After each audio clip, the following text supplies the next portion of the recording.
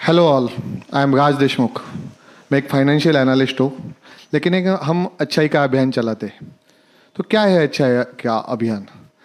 तो हम कुछ we foundation, Jagriti group, Shri Daya foundation, peace for children, ऐसे कुछ कुछ हमारे कैंपेन्स हैं। उसके थ्रू हम अच्छाई का अभियान चलाते हैं।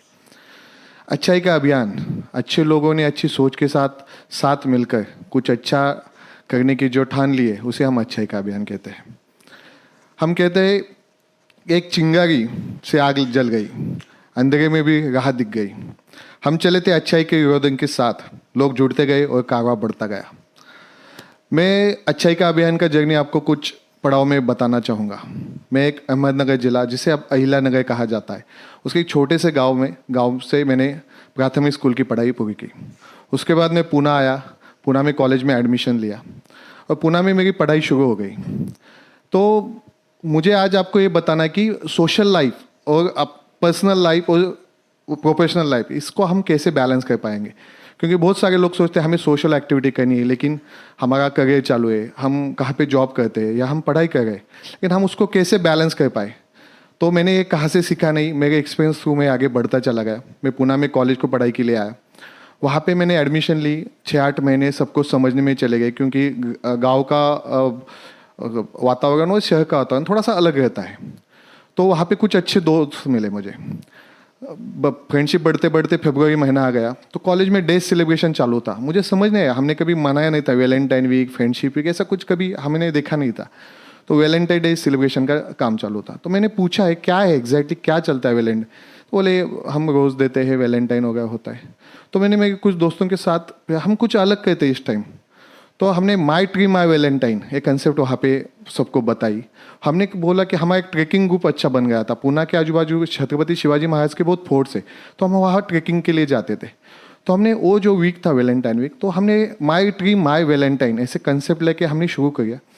तो इतना उस टाइम पॉपुलर हो के हमें बहुत सारे वॉलंटियर जुड़ गए कि आपने बहुत अलग कुछ तो लिया है। तो वहाँ से हमारी सोशल जर्नी चालू हो गई।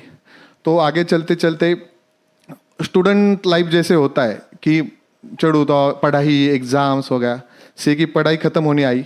तभी मेरी एक फ्रेंड मिली, मुझे सुन रहा था, उसने मुझे सजेस्ट किया कि एक जागृति यात्रा निकलती है इंडिया में, पूरे इंडिया में एक जागृति यात्रा करके जाती है, जो मुंबई से निकल के बेंगलोर, मदुरई, भुवनेश्वर, पटना, ऊपर दिल्ली, राजस्थान में तिलोनिया, बाद में गुजरात में आनंद, अमूल डेयरी और मुंबई, ऐसी 18 दिन की यात्रा रहती है।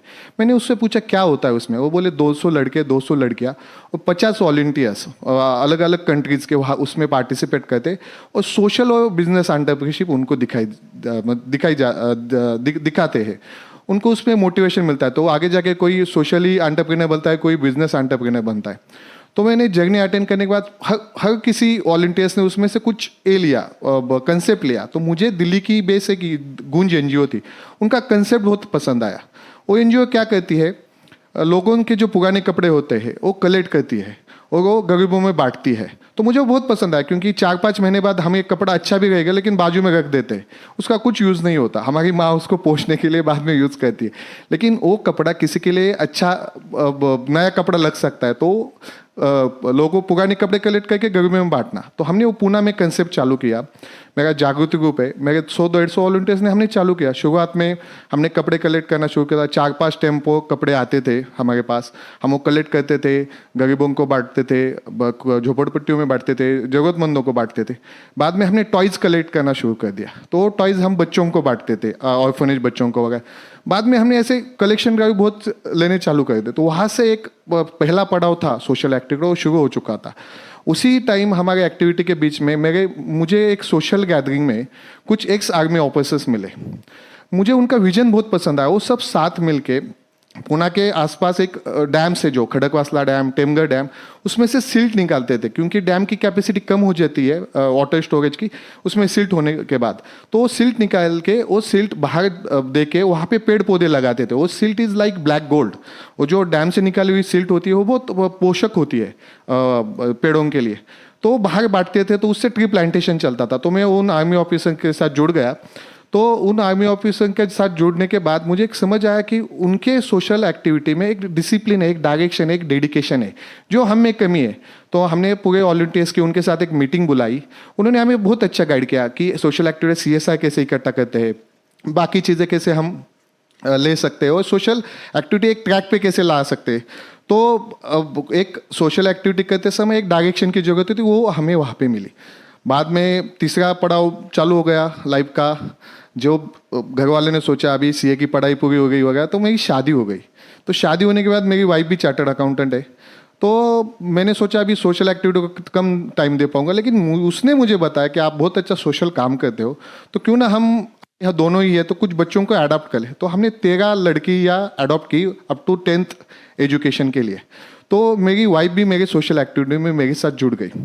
तो एक प्रोफेशनल लाइफ बैलेंस करना पड़ता है, वो सीए की प्रैक्टिस करते थे। हमारे सोशल एक्टिविटी को जैसे महाराष्ट्र से जितने भी एनजीओज हमारे पास आते थे, उनका हम फ्री में ऑडिट करके देते थे, उनका 12A ATG रजिस्ट्रेशन करके देते थे, उनका FCRA अप्रूवल करके देते थे। तो वाइफ भी मेरे साथ सोशल एक्टिविटी में जुड़ गई। आगे जाके आप बोलते हो कि ये सब सोशल एक्टिविटी के लिए रिसोर्स की जरूरत है, और ऑटोमेटिकली मेरे प्रोफेशन थ्रू, मेरी पहचान थ्रू मुझे उपलब्ध होने लगे। तो मेरा वॉलंटियर का कारोबार बहुत बढ़ता चला गया था, बहुत 400-500 वॉलंटियर्स लेके 2000-3000 वॉलंटियर्स। तो छत्रपति शिवाजी महाराज के जो फोर्स है उस एरिया में जब हम ट्रेकिंग के लिए जाते थे, तो कुछ रिमोट एरिया ऐसे थे कि वहाँ पे हमने देखा कि बहुत सारे लोग दिवाली नहीं मनाते। तो हमने उनके साथ दिवाली मनाना शुरू कर दिया। तो हम, कुछ लोग बोलते हम परकौन से कभी दिवाली मनाई नहीं थी, तो उनके साथ दिवाली मनाना शुरू कर दिया। उसके बाद शुगर केन वर्कर जो होते हैं वो अपने एक विलेज से दूसरे विलेज घूमते रहते हैं, लेकिन उनके बच्चों की पढ़ाई के लिए कुछ प्रोविजन नहीं रहती, क्योंकि 15 दिन एक विलेज में, दूसरे 15 दिन अलग विलेज में, तो उनके बच्चे यहाँ से वहाँ घूमते रहते हैं। तो हमने उन बच्चों के लिए गवर्नमेंट को प्रपोजल दिया। अभी हम प्रोफेशनल थे तो हमने अच्छा प्रोजेक्ट रिपोर्ट बनाया, हमारे प्रोफेशन का हम सोशल एक्टिविटी में कैसे यूज़ कर सकते हैं। तो हमने एक अच्छा प्रोजेक्ट रिपोर्ट गवर्नमेंट को सबमिट, गवर्नमेंट ने हमसे कुछ सुझाव मांगे, तो सुझाव मिलने के बाद हमने प्रोजेक्ट रिपोर्ट सबमिट किया। तो मैं आपको बताना चाहूँगा कि गवर्नमेंट ने 83 रेसिडेंशियल हॉस्टल्स उनके लिए सैंक्शन किए। वो हमारी सोशल एक्टिविटी में बहुत बड़ी अचीवमेंट थी, क्योंकि वो बच्चों का फ्यूचर वहाँ पे बनने वाला था। तो हम बोलते अच्छा काम करें, हम जैसे सर्कल में रहते हैं, अब अगर रोज पार्टी को जाते हो तो आपको पार्टी वाले क्राउड मिलेंगे, तो हम सोशल एक्टिविटी, तो हमें ऐसे लोग भी मिलने गए। मुझे अच्छाई के इस अभियान में बहुत अच्छे लोग मिले। मैं डॉक्टर ज्ञानेश्वर मुड़े जो फॉरेन सेक्रेटरी थे इंडिया के, मिस्टर पराग मते, उनके साथ मैं रिवर क्लीनिंग प्रोजेक्ट में जुड़ गया। मिस्टर दिलीप जी, उनके साथ ब्लाइंड लोगों के लिए काम में जुड़ गया। मिस्टर अली भाई, उनके साथ हम दिवाली सेलिब्रेट करते थे। एक अच्छी टीम बन गई, अच्छे वॉलंटियर्स का ये बन गया। बीच में उसी टाइम महाराष्ट्र में कुछ नेचुरल डिजास्टर आया, आपने सुना होगा सांगली कोल्हापुर फ्लड। तो सांगली कोल्हापुर फ्लड में महाराष्ट्र की सबसे पहली और बड़ी मदद हमने भी की थी। 22 ट्रक्स ऑफ फूड मटेरियल लोगों से कलेक्ट करे थे, कुछ हमने नहीं दिया था। सब पूना में हमने अपील की थी कि यहाँ पे फ्लड आया है। उसके बाद महाड़ चिपलून में फ्लड आया था, वहाँ पे हमने रिलीफ मटेरियल भेजा। उसके बाद निसर्ग साइक्लोन आया था कोकन में, तो रायगढ़ फोर्ट पे जो बटर मिल्क बेचते हैं, खाने की चीज़ें बेचते हैं, उनके घर वहाँ पे टूट गए थे। तो उनके लिए हमने यहाँ से शेल्टर भेजा, हिरकनीवाड़ी, रायगढ़वाड़ी, टकमकवाड़ी, ऐसे जगहों पर रिलीफ मटेरियल भेजा। मराठवाड़ा में बहुत बड़ा अकाल आया था, तो अकाल में हमने रिलीफ मटेरियल भेजा। तो ये सब चीज़ें करते समय हमें एक चीज़ ध्यान में आई कि सोसाइटी में अच्छे लोग बहुत है, उनको साथ में लाना चाहिए। तो इसीलिए हमने अलग अलग एनजीओ को साथ में मिलकर उसको एक नाम दे दिया, अच्छाई का अभियान। मराठी में हम उसको सांगुलपना की चळवळ कहते हैं, इंग्लिश में हम उसे मोमेंट ऑफ पॉजिटिविटी कहते हैं।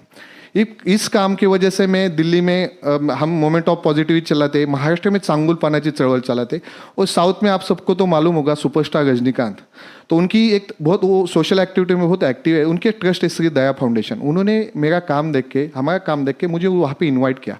तो चेन्नई की जो रिवर है, कोम रिवर, उस पर भी हमने काम चालू किया, और वहाँ पे क्लीनिंग अवेयरनेस कैंपेन स्टार्ट कर दिया। तो रजनीकांत सर ने काम देख के मुझे उनके ट्रस्ट पे ले लिया। अभी हम उनके साथ peace for children PFC program चलाते हैं। तो कुछ भी अच्छी सोच लेके हम जब बढ़ते हैं तो अच्छे लोग हमको मिलते जाते हैं। और इसी टाइम पे मैं आपको बात बताना चाहूँगा कि लाइफ में अगला पड़ाव जो सबके लाइफ में डिफिकल्ट टाइम था, 2020 और 2019 और 20 में कोविड पैंडेमिक आया। तो हमारे सोशल एक्टिविस्ट और प्रोफेशनल्स के लिए भी वो बहुत हार्ड टाइम्स था। तो उस टाइम ने हमें बहुत बड़ी सीख दी। तो कोविड पैंडेमिक में जब यहाँ पे जो माइग्रेंट्स, MIDC और अलग अलग लेबर काम करते थे, यूपी, बिहार, मध्य प्रदेश, वहाँ से सब आए थे। लेकिन लॉकडाउन डिक्लेयर हुआ तो सब अपने अपने गांव पैदल जाने लगे। वो टाइम था अप्रैल और मई का, और वो जो रोड से जाते थे, वो MP और बिहार के लिए जो रोड जाता है वो पूना से लेकर नगर रोड जाता है, उसी रोड पे मेरा गांव था। तो मैंने कुछ मेरे दोस्तों के साथ, अभी कोविड पैंडेमिक है, ऑफिस बंद, सब कुछ बंद, तो हमने उन लोगों के लिए खाना पीना देना चालू कर दिया।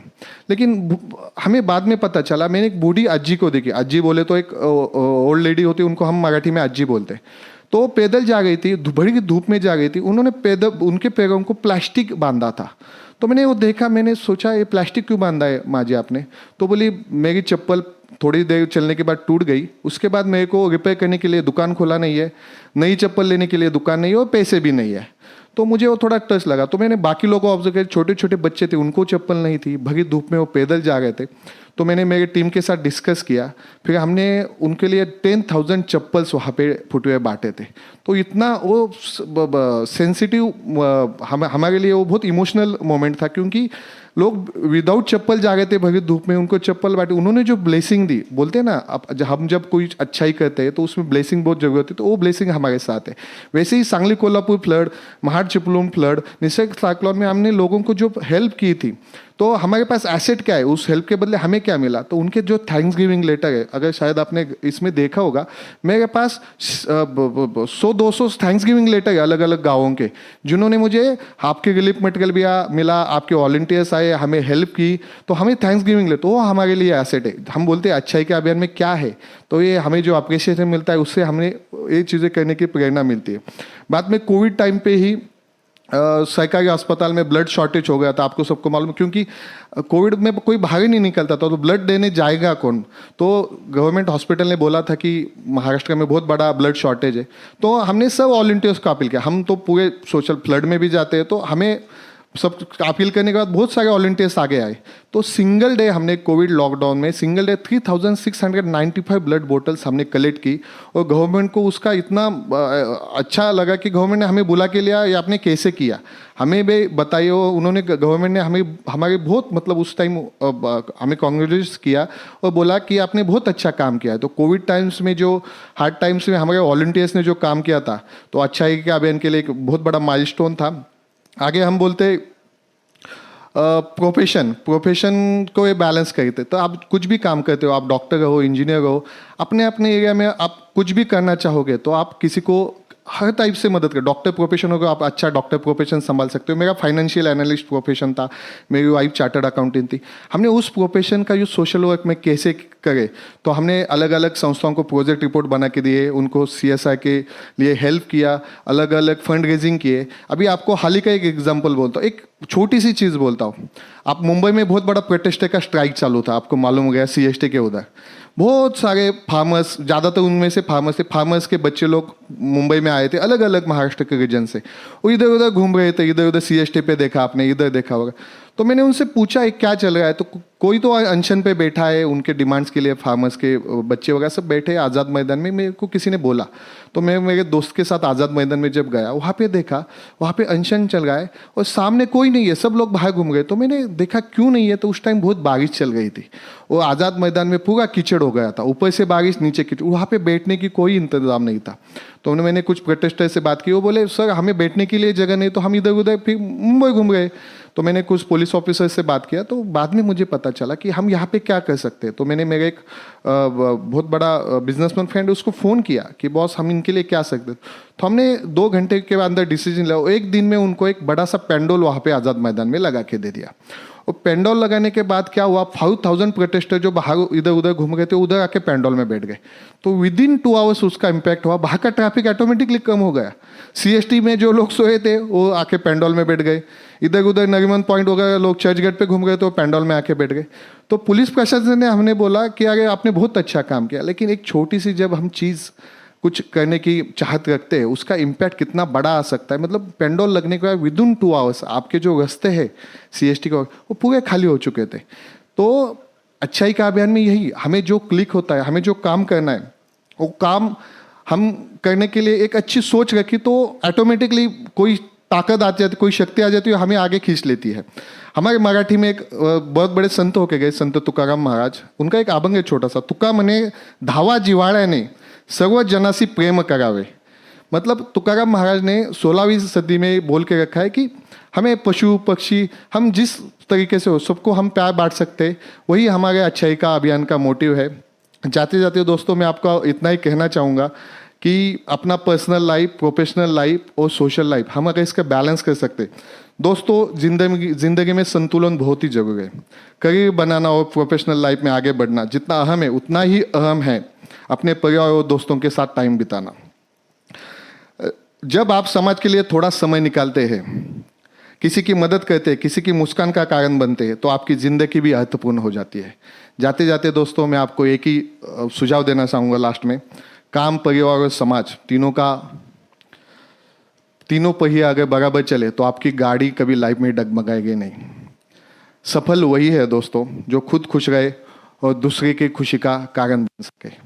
Thank you. जय हिंद।